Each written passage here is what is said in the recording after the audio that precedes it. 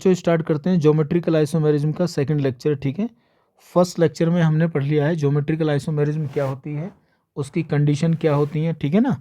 और geometrical isomerism हमने पढ़ी थी due to restriction in pi bond, ठीक है ना। और एल्कीन में पढ़ा था, ऑक्साइम में पढ़ा था और एजो कंपाउंड में, ठीक है ना। अब इस लेक्चर में हम पढ़ेंगे बेटा geometrical isomerism in geometrical isomerism पढ़ेंगे हम इसमें ज्योमेट्रिकल, हाँ चलिए देखो, geometrical isomerism in cyclic system में पढ़ेंगे बेटा, है ना। साइक्लो एल्केन में पढ़ेंगे, एक्चुअल में क्या पढ़ेंगे, साइक्लो एल्केन में। तो साइक्लो एल्केन तो आप जानते ही हो बेटा, एलिसाइक्लिक हाइड्रोकार्बन होते हैं, ठीक है ना। चलो तो देखिए साइक्लो एल्केन में चाहे हम होमोसाइक्लिक की बात करें या हेट्रोसाइक्लिक की बात करें, ठीक है ना, किस प्रकार से ज्योमेट्रिकल आइसोमेरिज्म इसमें पाई जाती है। मान लीजिए मेरे पास में एक एग्जांपल है, मैं लेता हूँ यहाँ पर, ये एक एलिसाइक्लिक है, देखो साइक्लो एल्केन है, ठीक है ना। तो अगर किसी भी साइक्लो एल्केन में आपको जीआई को देखना है तो उसके लिए तरीका क्या है कि आपको 2 पॉइंट देखने पड़ेंगे। मैंने बताया था ना ज्योमेट्रिकल आइसोमेरिज्म के लिए आपको 2 एटम चाहिए। मान लो एक एटम ये है, एक एटम ये है, ठीक है ना। अब यहाँ पर क्या होता है, इन दोनों एटम के पास में बेटा 2 अलग अलग ग्रुप लगे होने चाहिए। यहाँ पर मान लो ए लगा दिया मैंने, यहाँ पे बी लगा दिया, और यहाँ पे ए लगा दिया है, यहाँ पर भी बी लगा दिया है, ठीक है ना। तो ऐसे केस में क्या है, अगर मैं इस एटम को रोटेट करने की कोशिश करूंगा बेटा यहाँ पर, तो यहाँ भी फ्री रोटेशन नहीं हो पाएगा। क्यों नहीं हो पाएगा, ये बॉन्ड टूट जाएगा बेटा, ठीक है, ध्यान रखना। ये भी डबल बॉन्ड की तरह काम करेगा, यहाँ पर ये वाला सिंगल बॉन्ड आपको दिखाई दे रहा। तो साइक्लो एल्केन में अपनी मर्जी से आप कोई भी 2 एटम देख लीजिए, ठीक है ना। उन दोनों एटम पे आपको 2 अलग अलग ग्रुप इस प्रकार से होने चाहिए, ठीक है ना। तो उसमें ज्योमेट्रिकल आइसोमेरिज्म होगी, क्लियर है।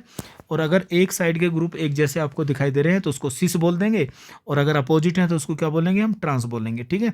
तो मैं कुछ एग्जांपल लेता हूँ यहाँ पर, आप मुझे बताएंगे इसमें जीआई होगी या नहीं होगी। जैसे मान लो मैंने यहाँ पे ये लिया, मैंने यहाँ पे लिया देखो CH3, और यहाँ पे लिया मैंने H, और यहाँ पे लिया मैंने CH3, और ये लिया मैंने आपका H, ठीक है। तो बताइए क्या इसमें ज्योमेट्रिकल आइसोमेरिज्म है, बिल्कुल है, क्योंकि देखो दोनों एटम ये आपके ग्रुप जो हैं अलग अलग हैं, और सेम साइड में एक ही जैसे ग्रुप है, तो इसको बोलेंगे सिस। हम क्या बोलेंगे इसको बोलेंगे हम सिस फॉर्म। और देखिए मान लो ये यहाँ पे लगाया मैंने CH3, और यहाँ पे लगाया H, और यहाँ पे लगाया मैंने ऊपर H, और ये लगा दिया मैंने CH3। तो ये क्या होगी, देखो अपोजिट हो गए, तो इसे बोलेंगे हम बेटा ट्रांसफॉर्म। क्या बोलेंगे इसको बोलते हैं हम ट्रांसफॉर्म, ठीक है। एक होगी हमारी सिस फॉर्म, एक होगी ट्रांसफॉर्म, ठीक। चलिए और एग्जांपल देखते हैं हम यहाँ पर। मान लीजिए हमारे पास में एक एग्जांपल ये है, इसको देखिए। अब ज़रूरी नहीं है कि आप रिंग के अंदर किसी 1-2 पोजीशन की बात करें, कोई भी 2 एटम देख लीजिए। मान लो मैंने एक एटम ये लिया है यहाँ पर, एक एटम ये लिया है। इन दोनों एटम पे मेरे पास में यहाँ पर 2 अलग अलग ग्रुप लगे हुए हैं। कैसे, एक मेरे पास यहाँ पर Cl है, एक मेरे पास यहाँ पर H है। एक मेरे पास Cl है, एक मेरे पास H है। तो अगर एक ही साइड के देखो, ये वाला Cl और ये वाला Cl एक जैसे हैं, किसी भी एक साइड के ग्रुप एक जैसे हैं, तो उसको क्या बोलेंगे, हम CS बोलेंगे। क्या बोलेंगे, सिस फॉर्म बोलेंगे बेटा। क्या बोलेंगे, उसको सिस फॉर्म बोला जाएगा, क्लियर है। चलिए और अगर मान लीजिए मैं एक ग्रुप को चेंज कर देता हूँ, ठीक है, एक ग्रुप को मैं चेंज कर देता हूँ, और यहाँ पर लगाता हूँ मैं Cl, और यहाँ पर क्या है मेरे पास H है, यहाँ पर मेरे पास H है, और यहाँ पर क्या है Cl है। तो एक पोजीशन पर ग्रुप को चेंज कर दीजिए, तो अगर सिस फॉर्म बनती है तो क्या बनेगी, आपकी ट्रांसफॉर्म जरूर बनेगी, ठीक है ना। तो यहाँ पर इन दोनों में आप देख रहे हो कि सिस और ट्रांसफॉर्म है, यानी कि दोनों मॉलिक्यूल में ज्योमेट्रिकल आइसोमेरिज्म आपकी पाई जाएगी। तो साइक्लो एल्केन में जब भी आप ज्योमेट्रिकल आइसोमेरिज्म की बात करोगे तो अपनी मर्जी से कोई से भी 2 एटम देख लीजिए। मान लो मैंने यहाँ पर एक एटम ये देखा है, यहाँ पर एक एटम ये देखा है, यहाँ पर लगा दिया मैंने COOH, यहाँ पर लगा दिया मैंने CH3, यहाँ पर लगा दिया मैंने COOH, और यहाँ पर लगा दिया मैंने आपका CH3। तो देखो दो पॉइंट आपको देखने हैं कोई से भी। अब ज़रूरी नहीं है कि वो दोनों पॉइंट जो है 1-2 पोजीशन पर हों, वो 1-3 पोजीशन पे भी हो सकते हैं, 1-4 पोजीशन पे हो सकते हैं। तो एक साइड के ग्रुप आप देख रहे हो कि वो ग्रुप क्या है आपके एक साइड के सेम है, तो इसको बोल देंगे हम सिस फॉर्म। क्या बोलेंगे इसको, बोलो, इसको बोलेंगे हम सिस फॉर्म। और अगर ट्रांसफॉर्म आपको बनानी है तो ट्रांसफॉर्म के लिए आप कोई से भी एक ग्रुप को ऊपर कर दीजिए, एक पोजीशन पर चेंज करते हैं जब भी आप ट्रांसफॉर्म का फॉर्मेशन करते हैं, ठीक है। तो यहाँ पर आएगा आपका COOH और यहाँ पर आएगा बच्चों आपका CH3। क्लियर है। तो आप देखोगे यहाँ पर 2 पॉइंट इन दोनों पे क्या है, अलग अलग हैं आपके, ठीक है ना। तो यहाँ पर देखोगे अपोजिट साइड में है ये, तो ये बन जाएगी आपकी ट्रांसफॉर्म। क्या बनेगी, ट्रांसफॉर्म। कैसे बनाते हैं ट्रांसफॉर्म, अगर सिस फॉर्म होगी तो ट्रांसफॉर्म भी क्या होगी आपकी 100% होगी। तो किसी भी एक पॉइंट पे ग्रुप को आप चेंज करेंगे तो उससे ट्रांसफॉर्म का फॉर्मेशन हो जाएगा बच्चों, ठीक है। चलिए देखो, अब मान लीजिए ऐसा भी हो सकता है, एक एग्जांपल और ले लेता हूँ मैं यहाँ पर। देखो, मान लो मेरे पास में यहाँ पर है इस तरह से, ये 2 ग्रुप मैंने यहाँ पर लगा दिए, कोई भी हो सकते हैं पोजीशन पर। यहाँ पर Cl लगा दिया है, यहाँ पे Br लगा दिया है, यहाँ पे I लगा दिया है, यहाँ पर OH लगा दिया। तो ज़रूरी नहीं है कि CC बनेगी। तो मेन तो कंडीशन आपको याद होगी। तो मेन कंडीशन ज्योमेट्रिकल आइसोमेरिज्म की ये थी कि जो रेस्ट्रिक्टेड एटम होते हैं, ये रेस्ट्रिक्टेड एटम है, ठीक है ना। तो देखो रेस्ट्रिक्टेड एटम पे 2 अलग अलग ग्रुप होने चाहिए, ठीक है ना। हाँ, तो इसमें भी क्या है, इसमें भी आपकी ज्योमेट्रिकल आइसोमेरिज्म है। क्या इसमें बोलो, इसमें भी आपकी ज्योमेट्रिकल आइसोमेरिज्म है। ये आपकी होगी ज्योमेट्रिकल आइसोमेरिज्म बच्चों, ठीक है। अब देखो अब क्या करना है आपको, तो साइक्लो एल्केन पे एल्केन में आप बहुत आसानी से ज्योमेट्रिकल आइसोमेरिज्म देख सकते हो। अब जरूरी नहीं है कि आपको साइक्लो एल्केन मिले, कोई हेट्रोसाइक्लिक एल्केन भी मिल सकती है। जैसे मान लो मेरे पास एक ये रिंग ये है और मैंने यहाँ पे लगा दिया O, ये, ठीक है ना। ये एक हेट्रोसाइक्लिक कंपाउंड है। तो हेट्रोसाइक्लिक कंपाउंड में देखो यहाँ पर कहीं भी 2 पोजीशन पर, यहाँ पर एक CH3 लगा हुआ है, एक H लगा हुआ है, एक CH3 लगा हुआ है, एक H लगा हुआ है बेटा, ठीक है ना। यहाँ पर तो यहाँ भी क्या होगी, इसमें भी ज्योमेट्रिकल आइसोमेरिज्म आपकी होगी, चाहे होमोसाइक्लिक कंपाउंड हो या हेट्रोसाइक्लिक हो, ठीक है ना। तो दोनों में ही क्या होगी आपकी, दोनों में ही GI हो सकती है आपकी, कोई दिक्कत नहीं है। और ये सिस है, ट्रांस बनाना है तो ट्रांस बनाने के लिए क्या करोगे आप, देखो ट्रांस बनाने के लिए आप एक एक पोजीशन पे ग्रुप को चेंज करोगे। H को ऊपर लगा दीजिए, CH3 को यहाँ पे लगाइए और यहाँ पर आ जाएगा आपका CH3 और यहाँ पर आएगा आपका H। तो ये कौन सी होगी, ऊपर वाली सिस फॉर्म है और नीचे जो आपको दिखाई दे रही है बच्चों, ये क्या है आपकी ट्रांसफॉर्म है, ठीक है। तो इस प्रकार से आप साइक्लो एल्केन में ज्योमेट्रिकल आइसोमेरिज्म को बेटा चेक कर सकते हो। अगर साइक्लो एल्कीन की बात करूं तो साइक्लो एल्कीन में ज्योमेट्रिकल आइसोमेरिज्म तभी मिलेगी जब उसमें कम से कम क्या हो, 8 कार्बन होने चाहिए। तो वो हमें पढ़ने की जरूरत नहीं है, उसमें से क्वेश्चन भी आपसे नहीं पूछा जाएगा, ठीक है। चलिए नेक्स्ट देखो, अब कुछ स्पेशल एग्जाम्पल हैं ज्योमेट्रिकल आइसोमेरिज्म के जो आपको याद करने पड़ेंगे, ठीक है ना, बहुत इंपॉर्टेंट है ये। चलिए देखिए, special example of geometrical isomerism, special example of geometrical isomerism. Number 1 ध्यान से देखेंगे, पहला है आपका बेटा क्यूमुलिन। क्यूमुलिन, क्यूमुलिन क्या होता है, क्यूमुलिन उसे कहते हैं जिसमें डबल बॉन्ड क्या होगा, double bond should be in odd number, should be in odd number. Double bond किस में होने चाहिए बेटा, ओड नंबर में होने चाहिए, ठीक है। तो उसको बोलते हैं क्यूमुलिन। जैसे मान लो मेरे पास एक डबल बॉन्ड यहाँ पर ये है 2 कार्बन के बीच में, एक डबल बॉन्ड ये आया है मेरे पास और एक डबल बॉन्ड ये आया है, इसे बोलते हैं क्यूमुलिन। अगर 3 डबल बॉन्ड कंटिन्यू लगे हुए हैं मतलब ओड नंबर में है तो उसको बोलते हैं बेटा क्यूमुलिन। अब क्यूमुलिन पे क्या है, देखो ये जो टर्मिनल एटम आपको दिखाई दे रहे हैं, टर्मिनल एटम दिखाई दे रहे हैं, ठीक है ना। अगर डबल बॉन्ड ओड नंबर में है और टर्मिनल वाले जो कार्बन आपको दिखाई दे रहे हैं, यहाँ पर 2 अलग अलग ग्रुप लगे हुए होने चाहिए। क्या होने चाहिए, अलग अलग। अब यहाँ पर ये अलग होना चाहिए, ये अलग होना चाहिए, ये अलग होना चाहिए, ये अलग होना चाहिए, इस प्रकार से। तो ऐसे मॉलिक्यूल में होगी आपकी ज्योमेट्रिकल आइसोमेरिज्म।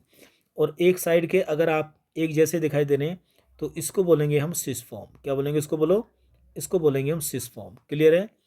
अब मान लो आप क्या करेंगे, एक एक एक टर्मिनल पर कहीं भी आप बॉन्ड को चेंज कर दीजिए, बी को ऊपर लगा दो, ए को नीचे लगा दो, ठीक है ना, एक पोजीशन पर चेंज कर दीजिए। तो अब देखो ऊपर और नीचे वाले ग्रुप जो हैं ये एक जैसे नहीं दिखाई दे रहे हैं, ठीक है ना। तो इसे क्या बोलेंगे, बोलो हम ट्रांसफॉर्म बोलेंगे इसको। क्या बोलेंगे इसको, बोलो ट्रांसफॉर्म बोला जाएगा इसको, ठीक है। तो इसे बोलते हैं हम क्यूमिलीन। जैसे एक एग्जांपल और लेते हैं बढ़िया सा। मान लो यहाँ गए डबल बॉन्ड, डबल बॉन्ड और डबल बॉन्ड, टर्मिनल पर अलग अलग ग्रुप लगे होने चाहिए, ध्यान रखना। और डबल बॉन्ड किस में होने चाहिए, बोलो ओड नंबर में होने चाहिए, ठीक है। तो क्या इसमें ज्योमेट्रिकल आइसोमेरिज्म है, बिल्कुल इसमें ज्योमेट्रिकल आइसोमेरिज्म है। और अगर मान लो कभी ये क्वेश्चन आता है आपका, देखो ठीक है, अगर मान लो कल को ये क्वेश्चन आता है आपका कि यहाँ पर बताइए इसमें जीआई है या नहीं है। मान लो ये आ गया डबल बॉन्ड और डबल बॉन्ड, और यहाँ पर आ गया आपका, ये आ गया CH3, और यहाँ पर आ गया OH, यहाँ पर आ गया आपका CH3, और ये आ गया आपका OH, ठीक है। तो बताओ क्या इसमें ज्योमेट्रिकल आइसोमेरिज्म है।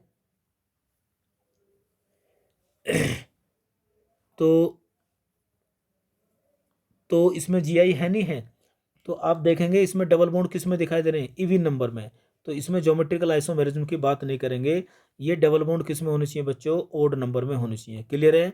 चलो तो एक एग्जांपल ही हो गया। आइए नेक्स्ट एग्जांपल देखते हैं हम स्पेशल केस में। Triphenyl derivative, triphenyl derivative, triphenyl derivative में भी आपको जीआई देखने को मिलेगी।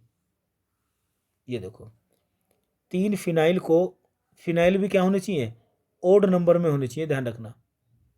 इस तरह से जोड़ेंगे तो जब पेपर बहुत अच्छा आता है तो इस प्रकार के एग्जाम्पल पूछे जा सकते हैं, ध्यान रखना। ये देखिए ट्राईफिनाइल डेरिवेटिव में भी जीआई आपको देखने को मिलेगी, लेकिन टर्मिनल पर, टर्मिनल पर आपको क्या होने चाहिए, अलग अलग ग्रुप लगे हुए होने चाहिए, ठीक है। क्या होने चाहिए यहाँ पर, अलग अलग ग्रुप लगे होने चाहिए। यहाँ पर CH3 है, और यहाँ पर क्या है आपका, बोलो H है, और यहाँ पर CH3 है, और यहाँ पर H है, ठीक है ना। ये ध्यान रखना आप इस प्रकार से यहाँ पर, ठीक है। चलो तो यहाँ पर भी आपको जीआई देखने को मिलेगी, डबल बॉन्ड की जगह बस फिनाइल आ गई आपको।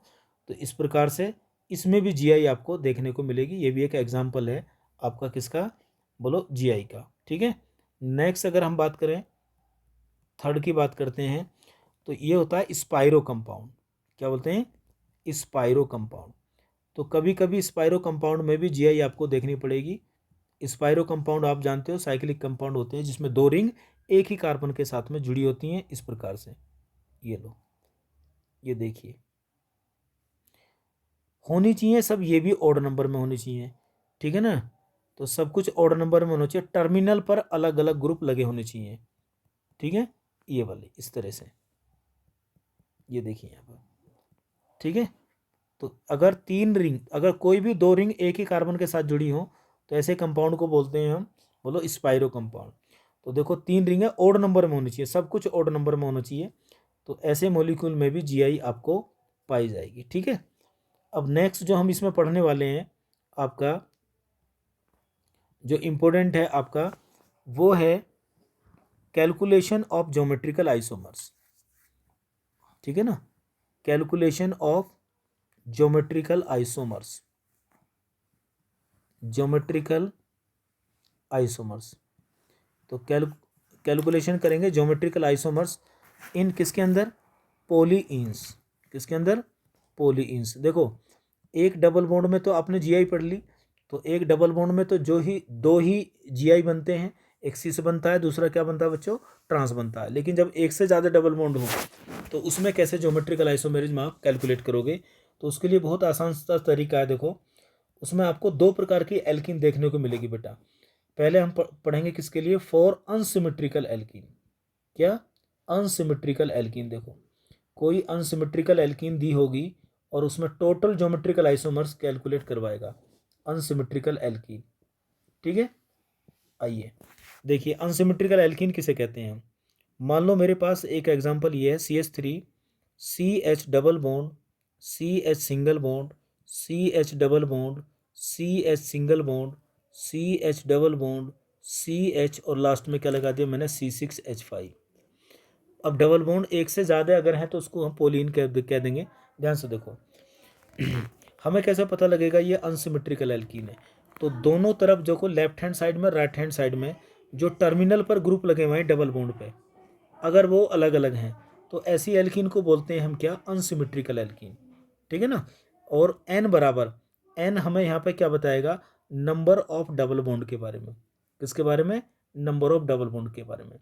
तो नंबर ऑफ डबल बॉन्ड देखिए यहाँ पर कितने हैं आपके, 1 2 3 है बेटा। इसका मतलब डबल बॉन्ड किस में, ओड नंबर में, कोई दिक्कत नहीं है। तो ऐसे केस में अगर कोई भी एल्कीन आपको मिले अनसिमेट्रिकल, तो उसमें टोटल ज्योमेट्रिकल आइसोमर्स कैसे निकाल रहे हो, total number of geometrical isomers निकालने का फॉर्मूला होता है बच्चों 2 की पावर n। तो n क्या है, नंबर ऑफ डबल बॉन्ड, तो 2 की पावर 3 मतलब 2 इंटू 2 इंटू 2, 2 दूनी 4, दूनी कितने हो गए 8। तो बस यही आंसर आपको मिलेगा, इस पर राइट का निशान लगा दीजिए और एंजॉय करिए। दूसरा केस देखिए, दूसरा केस होता है बेटा कैसा, कि four symmetrical alkene, four symmetrical, ठीक है ना, फोर सिमेट्रिकल एल्कीन, कोई सिमेट्रिकल एल्कीन आपको गिवन है तो ध्यान रखना एन जो होता है डबल बॉन्ड होता है, ये एन आपको ओड नंबर में मिल सकता है, कोई दिक्कत नहीं है। ये एन आपको इवन नंबर में मिल सकता है, तो इससे कोई घबराने की आपको जरूरत नहीं है, ध्यान रख लो, ऊपर वाले केस में भी और नीचे वाले केस में भी। क्लियर है। चलिए तो देखिए इसके लिए मैं एक एग्जांपल लेता हूँ आपको, जैसे मान लो CH3 और CH डबल बॉन्ड CH, और यहाँ गया CH डबल बॉन्ड और CH, और ये आ गया CH3। हमें कैसे पता पड़ेगा कि ये सिमेट्रिकल एल्कीन है। तो लेफ्ट और राइट में जो डबल बॉन्ड है उस पर जो ग्रुप लगा हुआ है उसको देखिए, दोनों ग्रुप अगर सेम है तो ये होगी आपकी सिमेट्रिकल, क्या होगी बेटा, ये होगी आपकी सिमेट्रिकल एल्कीन होगी। ठीक है, ये होगी आपकी सिमेट्रिकल एल्कीन। और सिमेट्रिकल एल्कीन अगर आपको गिवन है, ठीक है ना, तो ऐसे केस में total number of geometrical isomers जो होते हैं GI बराबर, उसका फॉर्मूला होता है बच्चों 2 की पावर n-1 प्लस 2 की पावर p-1। अब ये p क्या है बेटा, p होता है अगर n मान लो आपका इवन में है, किसमें है, इवन में है, तो p बराबर होता है n/2 से निकाल लो इसको। ठीक है, और मान लो अगर किसी वजह से n आपका ओड नंबर में हो, n का मतलब डबल डबल बॉन्ड, ठीक है, तो p कैसे निकालोगे, p बराबर निकालोगे n+1/2 निकाल लोगे। तो अब देख लो आपके इस फॉर्मूले में डबल बॉन्ड किस में दे रखे हैं, ओड नंबर में। तो यानी कि अब इसमें कैसे निकालेंगे देखो इसमें तो p बराबर कैसे निकालोगे, क्योंकि n बराबर कितना आपके पास में बोलो 2 है, तो n बराबर 2 है तो p बराबर क्या हो जाएगा, n/2 हो जाएगा, यानी कि 2/2 हो जाएगा। मतलब p बराबर कितना आ गया बेटा, 1 आ गया ऊपर वाले क्वेश्चन के लिए। ठीक है ना, p बराबर क्या आ गया, 1 आ गया। तो अब देखिए टोटल ज्योमेट्रिकल आइसोमर्स कितने हो जाएंगे, बराबर 2 की पावर n-1 प्लस 2 की पावर p-1। तो p कैसे निकालेंगे, p बराबर अभी बताया था n/2, n कितना दे रखा है 2/2, तो p बराबर कितना आ गया बेटा, 1 आ गया। क्लियर है।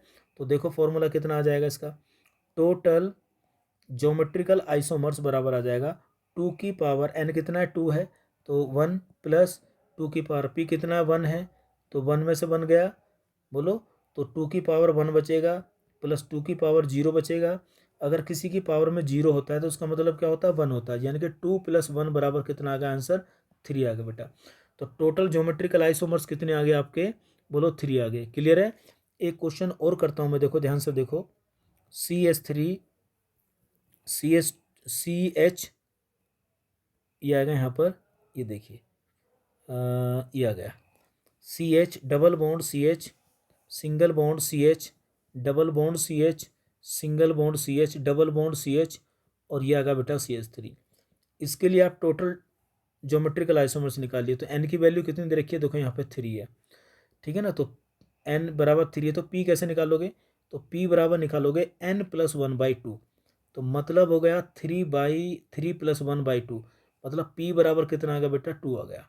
तो टोटल ज्योमेट्रिकल आइसोमर्स कैसे निकालेंगे यहाँ पर, total number of geometrical isomers बराबर हो जाएंगे आपके पास में 2 की पावर n-1 प्लस 2 की पावर p-1। तो देखो 2 की पावर n कितने आपके पास 3 प्लस 2 की पावर p कितना है, p है आपके पास में 2 की -1, तो यानी कि 2 की पावर 2 प्लस 2 की पावर 1, तो ये आ जाएगा 4 प्लस 2 आ जाएगा, मतलब टोटल आंसर कितना आ गया बेटा 6 आ गया। इस प्रकार से आप किसी भी एल्कीन के अंदर जिसमें एक से ज़्यादा डबल बॉन्ड हो और टोटल ज्योमेट्रिकल आइसोमर्स आपको कैलकुलेट करने हो तो इस प्रकार से आप जीआई कैलकुलेट कर सकते हो, ठीक है ना।